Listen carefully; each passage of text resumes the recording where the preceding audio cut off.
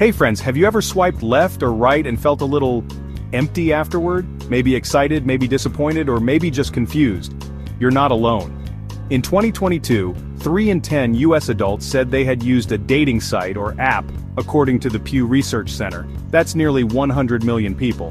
But here's the twist. For something that's supposed to bring people closer, many users say they feel lonelier than ever.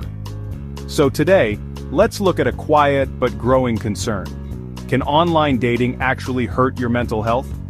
Or is it just how we use it that matters? If this kind of deep dive interests you, where we look past the headlines and into what really affects us every day, consider subscribing to Mr. America. It helps us keep bringing these real human stories to light. Let's be real. Dating apps promise everything: romance, fun, even marriage. And in many cases, they deliver. Tinder, Bumble, Hinge, they've revolutionized modern dating. In fact, a 2023 Stanford study found that nearly 40% of heterosexual couples in the US now meet online, more than through friends, family, or at work. But with that convenience comes something most people don't talk about: choice overload. Imagine walking into a grocery store, but instead of 10 options for cereal, there are 10,000. How do you choose? What if you choose the wrong one? That stress, it's real. And on dating apps, it's called the paradox of choice. You think you're empowered with options, but in reality, more choices can increase anxiety, reduce satisfaction, and even make you feel disposable. So, what's happening to our minds? According to clinical psychologist Dr. Nicole LaPera, apps train your brain to seek validation, not connection. Every match, like, or swipe gives a dopamine hit, similar to what we get from gambling. It's addictive, and our self-worth starts depending on strangers we haven't even met. A 2023 study published in the Journal of Social and Personal Relationships found that frequent dating app users reported higher levels of depression, anxiety, and dissatisfaction with their body image, especially among young adults. Even worse, ghosting, the act of someone disappearing without warning, has become normalized. For the person being ghosted, it can lead to feelings of rejection, abandonment, and even self-doubt. Quick question for you. Have you ever felt more insecure because of an experience on a dating app? Or maybe you've seen a friend go through it? Let me know in the comments. Your stories might help others not feel alone. Let's pause and zoom out for a second.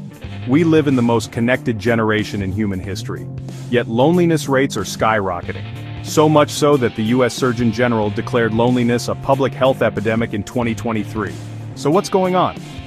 Some experts believe dating apps may be contributing to a culture of emotional detachment, where deep, meaningful conversations are replaced with superficial swiping and ghosting cycles.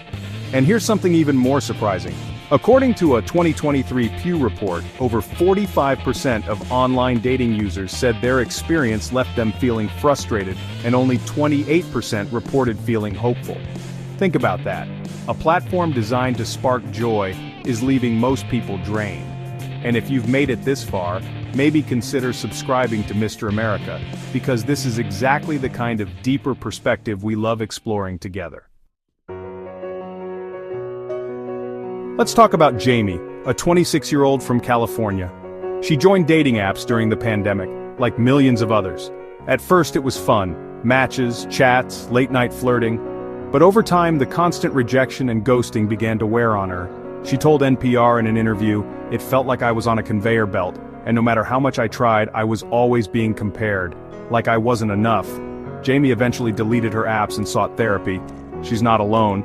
Therapists across the United States report a sharp rise in clients citing dating apps as a source of anxiety and low self-worth. But this isn't a rant against technology, because for every Jamie, there's also an Alex and Maria, who met on Bumble in 2020 and just got married last year. So, the question isn't, are dating apps bad? It's how we use them, and more importantly, what we expect from them. Here are some science-backed ways to protect your mental health while dating online. First, set boundaries. Limit your swiping time. The average Tinder user spends over 90 minutes a day. That's more than a movie. Second, detach self-worth. A match or rejection doesn't define your value. Third, avoid swipe fatigue. Take breaks. Use apps as a tool, not a lifestyle.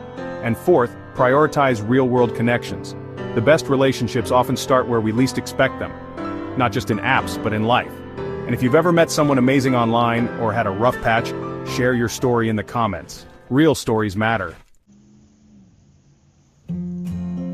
So, to answer the big question, are dating apps making us more anxious and lonely? The truth is they can, but they don't have to.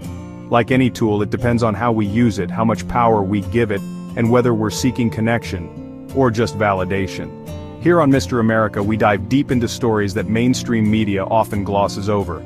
Because behind every swipe is a human being, with fears, hopes, and a story waiting to unfold. If this resonated with you, consider subscribing. And maybe even share this with a friend who's been navigating the dating world too. And finally, remember, you are not a profile, a photo, or a swipe. You're a whole, evolving, irreplaceable human being. Don't let an algorithm decide your worth. Thanks for watching. I'll see you in the next one. End music plays softly as we wrap up. Thanks again for tuning in.